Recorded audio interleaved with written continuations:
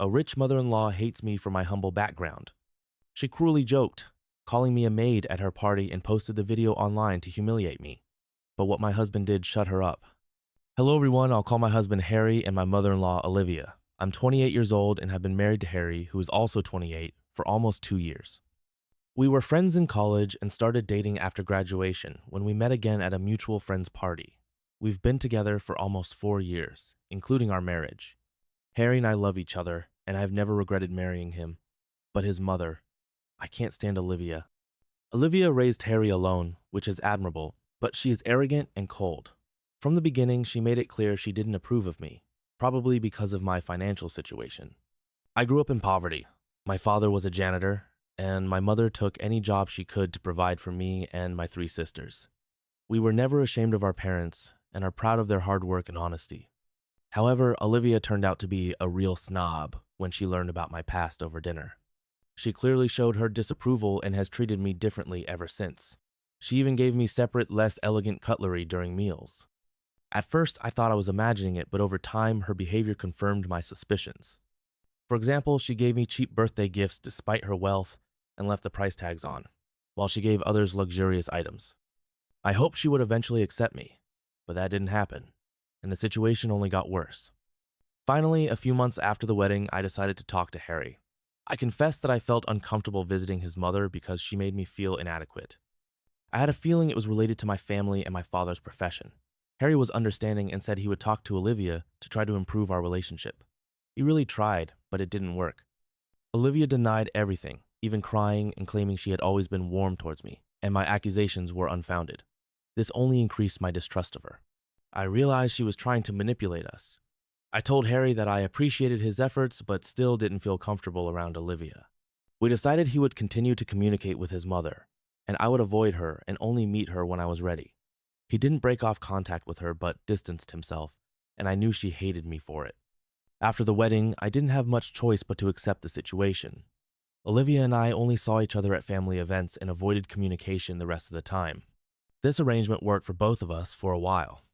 However, a few days ago, she sent me a message around noon, saying she would be celebrating her 50th birthday and wanted me to come. She asked me to come a few hours before the party because she wanted to mend our relationship. She said I was right about her and that she had really behaved badly towards me in the past, so she wanted to make amends. I agreed and arrived early, happy that she was finally starting to accept me as a family member. But it turned out to be completely different. As soon as I arrived, she told me to wait in the kitchen. It was strange, but I did. A little later, she came into the kitchen, introduced me to the service staff as her maid, and recorded the moment on video. I was shocked because even for her, this was a new low. To make matters worse, she laughed as if it were the funniest joke in the world. The other people present were also uncomfortable, and I was so humiliated that I started crying. I ran out of the house, got in the car, and drove back home. I texted Harry that I was going to Olivia's, but he was busy at work and didn't read my message and was planning to come to the party at the start. When I got home, I was greeted by an empty house, which only amplified my feeling of loneliness, and I just cried and fell asleep. A couple of hours later, I woke up and Harry was already home. He was sitting next to me on the bed, furiously typing something on his phone. When I asked why he wasn't at the party, he showed me the video his mother had posted online. It was the same recording she had made, with a caption that it was an unfortunate joke. She had cut the video to the point before I started crying so that it didn't look so bad, but she still posted it to humiliate me. I started crying again.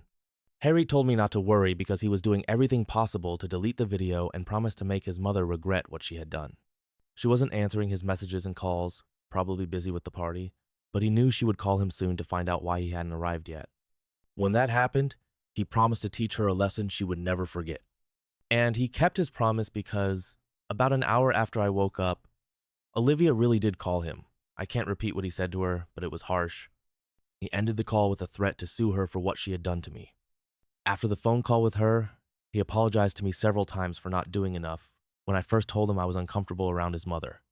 Honestly, I didn't blame him because when I first brought up the topic, I myself presented it as if it weren't something serious, so he didn't take it seriously. I also never told him about other incidents that worried me, and Harry isn't the most attentive or observant person, so he didn't notice himself.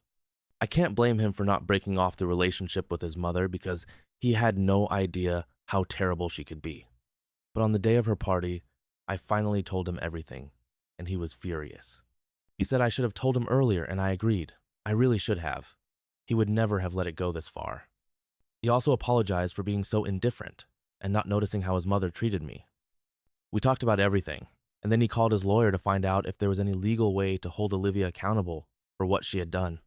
Unfortunately, we couldn't file a lawsuit for moral damages because her actions didn't lead to physical consequences. And even if we tried, it would probably be a waste of time. I told Harry it wasn't necessary and suggested simply cutting her out of our lives, but he said that wasn't enough, and he wanted to teach her a lesson. I could see how angry he was because of me and loved him for it, so I didn't stop him. That day, he didn't do anything, but the next morning, he told me he had contacted his mother and given her 3 days to publicly apologize, not only to me, but also to my family, and the apologies had to be in video format. Otherwise, he promised that all her business partners would find out how she had treated me, which could ruin her future, because she had managed to build a career as a female entrepreneur. However, her behavior didn't seem to show any remorse. Update 1. As many of you advised, I talked to Harry when he came home from work and told him about my feelings again. I understand that in this situation, Olivia is the main culprit, but I don't want to stoop to her level to get revenge. I told him I didn't like the idea of using such methods just to force her to apologize, especially since such apologies would mean nothing because she would just say them for show.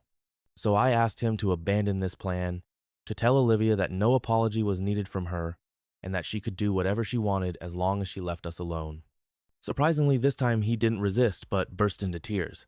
I had to calm him down for a few minutes before he could tell me what was upsetting him.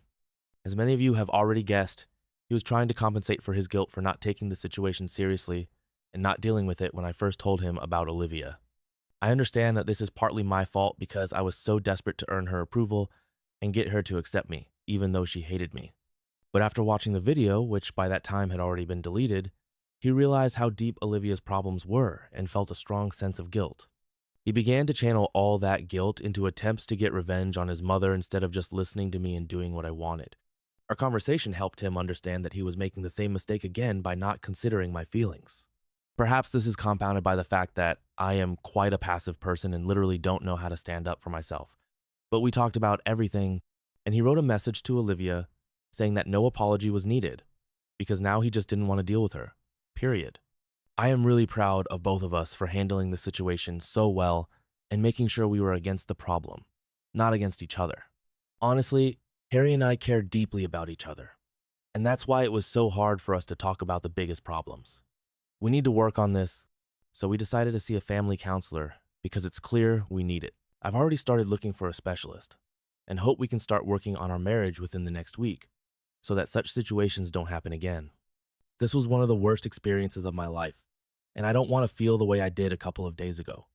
I'm very glad Harry decided to break off the relationship with Olivia because I don't think I could see her again and hold back the desire to knock all the arrogance out of her. I won't do that, but I hope someone else will. Update 2. It's been a week since the party, and Olivia hasn't tried to contact us. After Harry issued her an ultimatum, she didn't even respond when he told her he was canceling his demand and no longer expected an apology. We realized something wasn't right, and that she was clearly preparing something serious because Olivia isn't the type to just let things go. However, the days passed, and she didn't do anything, so we had already started to forget about this story. But today she finally showed up at our house, and she came with her lawyer. When I opened the door, she walked in without even looking at me as if I wasn't there at all. Then she started calling for Harry, demanding he come out to the living room. This was ridiculous because Harry was in our bedroom, and I was going to go get him anyway, so she didn't need to shout. When Harry appeared in the living room, Olivia told him to sit on the couch. This annoyed us incredibly, because she was acting as if she was in her own home and giving orders in her own house. Harry told her he would do what he thought was right, and that he didn't want to talk to her right now, so she'd better leave with her lawyer because it didn't scare him at all. But Olivia wasn't going to give up and insisted he sit down, claiming it would be interesting for him to hear what she was going to say. I told Harry to just listen to her because I wanted her to leave quickly, and that wouldn't happen until she said what she had planned. I just wanted to get it over with, even if it meant we had to listen to her legal threats or something like that. Harry sat on the couch, and I sat next to him to show her who was in charge here. She could ignore me as much as she wanted, but this was our house, and she needed to know her place. She continued to ignore me and then told her lawyer to come over and read the conditions of the document she had prepared, and he began. Essentially, the document stated that she wanted Harry to divorce me because otherwise she would cut him out of her will and transfer all her property to other family members, her employees, and to charity. A list of properties and assets was provided, which she had probably included to scare Harry and make him think about what he would lose by staying with me. But he looked completely indifferent while the lawyer read the list. It seemed that Harry was bored because he was spinning the ring on my finger and not even listening. When the lawyer finished reading the document, Olivia asked Harry if he had had time to think about what he was going to do now, because if he stayed with me, he could say goodbye to her inheritance. And here's the funniest part. Harry stood up, walked over to his mother, hugged her tightly, and said, "Goodbye, Mom." It was so funny when her triumphant expression turned to shock that I couldn't help but laugh. After that, she finally acknowledged my existence and sharply turned on me. She told me to shut up and started having a fit, calling me all sorts of names that I won't even repeat. I didn't respond to her and pretended I didn't hear her because I knew it would only anger her even more. Even Harry didn't argue with her when she started shouting at me. He just said we'd better go back to our room because this could drag on, and watching her nervous breakdown was quite uncomfortable. We both talked to each other absolutely calmly, as if she wasn't there at all, completely ignoring her wild screams and insults. We got up to go to the bedroom and upset her even more, but Olivia went further, starting to accuse me of being a gold digger. Olivia claimed she should never have approved of our marriage, and that she should have realized from the start that I was only with Harry for the money, because in her opinion, my father was too worthless to earn it himself. That was too much, and she has no idea how hard my father worked for us, and I won't let anyone humiliate him. I didn't argue with her, but calmly said that my husband had just rejected her for me, despite all her wealth. So now I definitely can't be a gold digger. I'm a working woman. I don't take money from my husband and achieve everything myself, so she doesn't even know what she's talking about. Then I told her to leave my house or I would call the police. She finally left, but her visit left an unpleasant aftertaste. It was very unpleasant, but at least we clarified many things, and now she knows that it's better not to mess with us. I hope she takes this into account and leaves us alone. Update 3. Hey guys, I'm writing here again because Olivia did something so vile and low that I can't believe she thought it would get her off the hook. It's been about 2 weeks since her visit to us, and since she hadn't taken any action or tried to contact us, Harry and I decided that this phase was finally over and we could return to normal life. But not so fast. About an hour ago, my parents called me and told me that Olivia had come to their house, and it was terrible. She burst into their house and started insulting them, calling them bad parents who raised a greedy, cunning bitch, as she put it. She said many other things about me, but even that wasn't what hurt me the most. She told my mother that if she had spent more time at home raising us instead of trying to earn money, then maybe we would have grown up better. Of course, she humiliated my father again because of his profession, saying that she shouldn't have allowed her only son to marry a woman from such a family as ours. She said that given that my father was used to cleaning up other people's garbage, it's no wonder his daughters turned out to be so dirty. My parents were almost crying when they told me about all her words, and I just couldn't contain my anger. I still can't even think about how she screamed at my parents in their own house without shaking with rage. I'm writing this at work, so I can't do anything right now, but as soon as my workday is over, I will go to Olivia and tell her everything I think about her, because she definitely deserves it. I immediately wrote to Harry about what happened as soon as I found out, but he is busy at work and hasn't responded yet. Honestly, I don't want him to accompany me, but I warned him not to be surprised if Olivia calls him and starts crying because of what I said. When I found out what Olivia had done, I immediately wrote to Harry about the situation. However, he is currently busy at work and hasn't responded yet. To be honest, I don't want him to accompany me when I confront Olivia, but I did warn him not to be surprised if she calls him in tears because of what I said to her. A few hours later, I left work and went straight to Olivia's house. When I arrived, I was still boiling with anger. I knocked on the door, and Olivia opened it herself, looking as smug as ever. The sight of her only fueled my rage. I pushed past her and stormed into her house, immediately confronting her. "Did you really go to my parents' house and say all those horrible things to them?" I demanded. She replied with a self-satisfied, "Yes," and the sound of her voice was so infuriating that I felt like I was going to explode. I screamed at her as loudly as I could, and I swear the house seemed to shake. I asked her how she could do such a thing. She was so taken aback by the volume of my voice that she took a few steps back. Now that I think about it, it's almost comical, but she was genuinely shocked. I'm usually calm and soft-spoken, and I try not to raise my voice. I was a little surprised myself at how loud I was yelling at her. I continued, calling her a vile and pathetic excuse for a human being.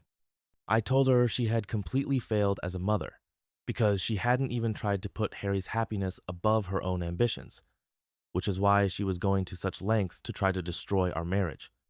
But luckily for her, she wouldn't succeed, because Harry and I love each other and are committed to making it work, unlike her, who doesn't even know what the word means. It was a low blow, but I also said I was glad her husband had died when Harry was still young, because he probably wouldn't have been able to live with her. I told her she was worse than any disease he could have suffered from. At that moment, she started crying, but I wasn't about to stop. I kept yelling at her for a few more minutes until I finally ran out of steam. By that time, she was completely distraught, and that was fine with me because it felt really good to see her break down after everything she had done. She had made me feel worthless, humiliated my family, and worst of all, insulted my parents, who were completely blameless. She deserved it. After a few minutes of her sobbing, I stormed out of her house and drove home. About an hour after I returned home, Harry came in. He said he had finished work early, but didn't come home right away because he thought I was still at Olivia's, so he went there. But by the time he arrived, I had already left. I had left just a few minutes before he got there. The door to his mother's house was open, and Harry immediately realized I had been there because when he went inside, he saw Olivia curled up on the couch, sobbing bitterly. He was angry with me for making his mother cry because she rarely showed her emotions, let alone cried. But instead, he said he was proud of me for finally standing up for myself and glad that I would no longer let anyone humiliate me. He hugged me and apologized for everything his mother had said to my parents and told me what they had talked about before he came home. The conversation was short, but it was probably the last time Harry spoke to Olivia. He said we would avoid meeting her, and if she tried to bother us again, we would file a restraining order against her. When Harry asked her about what I had said, she repeated everything, including my words about his father. Olivia expected him to stand up for her and finally say that he was going to leave me because I had crossed all boundaries. But he disappointed his mother again, saying he didn't find it offensive because Olivia had said much worse things about my family. In his opinion, she deserved it. Then another argument broke out between them. Olivia accused him of not appreciating her and taking my side just because I was pretending to be soft and innocent. But Harry replied that it wasn't about that at all. The only reason he took my side was that I was right. I had never tried to hurt her or make her feel worse. She had always done that to me, and even when she was given a chance to make amends, she didn't take it. Instead, she turned all the blame on me and tried to manipulate the situation. So now she couldn't complain because she had had plenty of chances to improve our relationship, but she hadn't used them. Now that I have finally stood up for myself, Olivia won't be able to play the victim and make me out to be the villain anymore. After that, Harry simply left her house, even though she was yelling after him, demanding that he come back and threatening that he had to leave me. But he said he had already made his choice and he didn't care anymore. It was very touching. We are still planning to continue seeing a family counselor because it is helping. But now we know for sure that we will always support each other. And that's all I really wanted. Final thoughts. I hope you guys have some thoughts on this whole story. In my opinion, the author did everything right, and I don't understand why the mother-in-law was causing so much trouble. The author is a perfectly decent person. What other wife could she have wanted? This mother-in-law is just. Listen, imagine if the son had divorced the author, and the next time he really did bring home some gold digger. And they are really good at pretending to be sweet and innocent. Of course, I'm not saying it's definitely going to happen, but imagine if there was such a scenario. It would be karma, right? Yes, it would be very cool if it really happened. Thanks for watching this video to the end. Watch our previous videos, which you will see here, and good luck.